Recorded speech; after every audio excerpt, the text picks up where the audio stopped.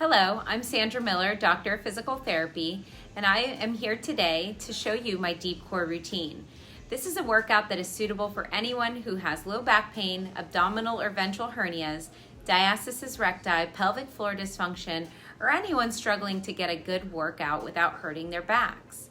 All you need for this routine is a slider or a paper plate and a ball. Let's go. Here we're going to start by flattening our backs and sucking in our stomachs. Your hands will go on the insides of your hip bones in order for you to feel your muscles contracting as you pull your foot up towards your body. Here we're trying to accentuate the muscles from the belly button down as they work to bring your leg in and out.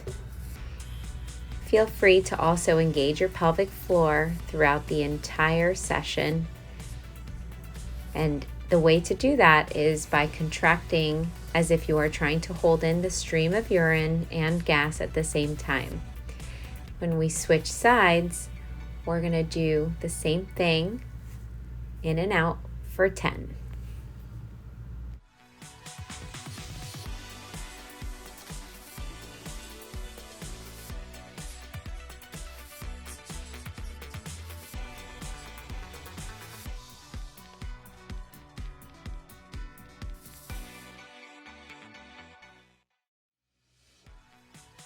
Here we have a single-legged bridge. You're going to begin by bringing one leg up toward the ceiling and keeping one leg on the ground. As you draw your hips up toward the ceiling, you want to elevate your pelvic floor up toward your chest. Squeeze the glute of the foot that's on the ground by driving through the heel. You're going to perform 10 repetitions on this side and switch for 10 on the other side. If you find this exercise too difficult or painful, please send me a message for a modification.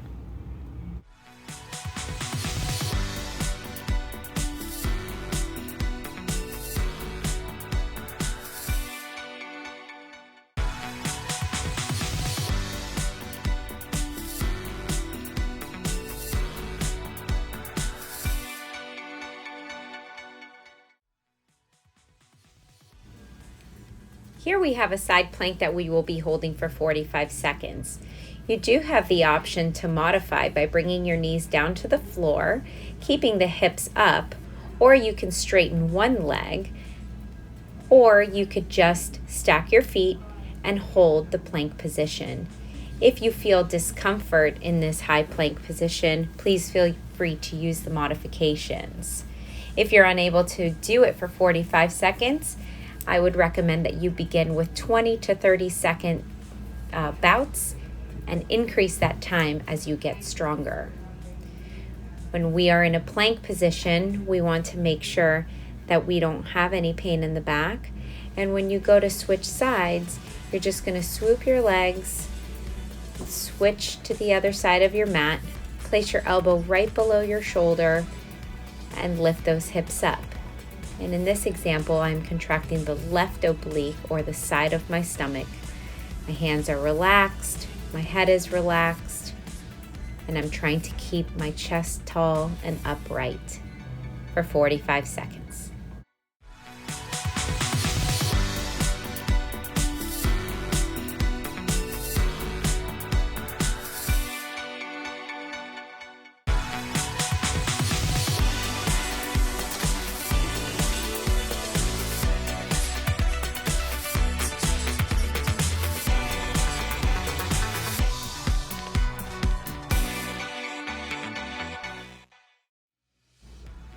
Up next, we're going to do a bridge with a medicine ball between the knees. For this video, I chose a ball that is 10 pounds in weight, but you can use a ball that is lighter or heavier or even a weightless ball for this exercise. The biggest thing is drawing the knees together as you bring your hips up and pushing through the heels in order to squeeze the glutes as you raise up your hips. Also, when you raise up the hips, you want to contract that pelvic floor and relax it as you go down. We have 10 repetitions here.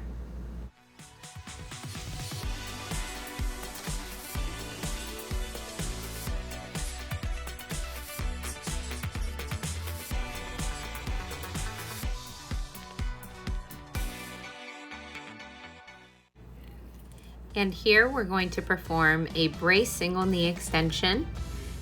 So we're going to kick one leg out, alternating sides, and again, just trying to minimize the movement that goes on the hip bones.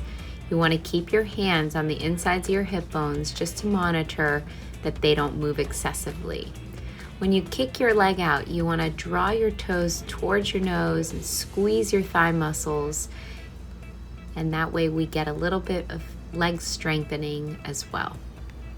Always keeping your back flat against the floor and making sure that you're using the muscles from the belly button down to draw the knee towards your body.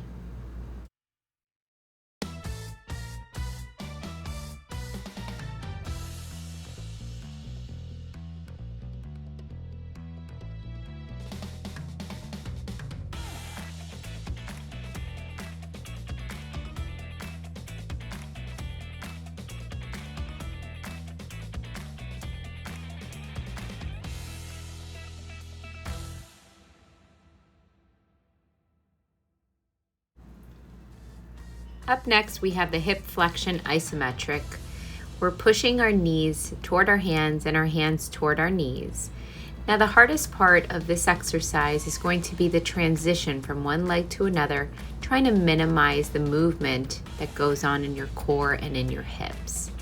We naturally will allow our hips to rotate when we switch sides, but use your core, sucking in that stomach to try to minimize the amount of movement that happens in the hip region, and really trying to squeeze and draw in the stomach as you press the knee into the hand.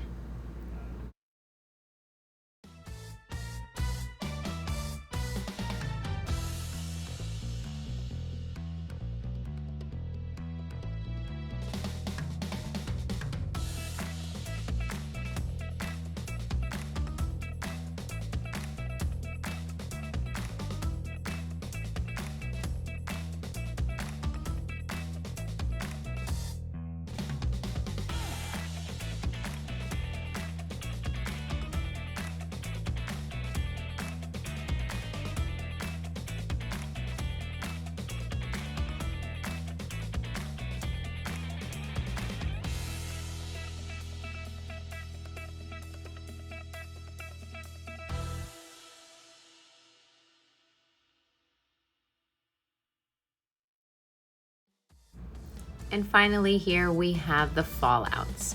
Your hands are going to be on the insides of your hip bones, and you're going to allow your legs to alternately fall side to side. When you are allowing your left knee to go, you're touching the right hip bone to make sure that you stop prior to that hip bone moving under your fingers. And then you're using your abdominal muscles to draw the knee in toward the center. Make sure your back continues to be flat, that you're sucking in your stomach and breathing throughout the exercise.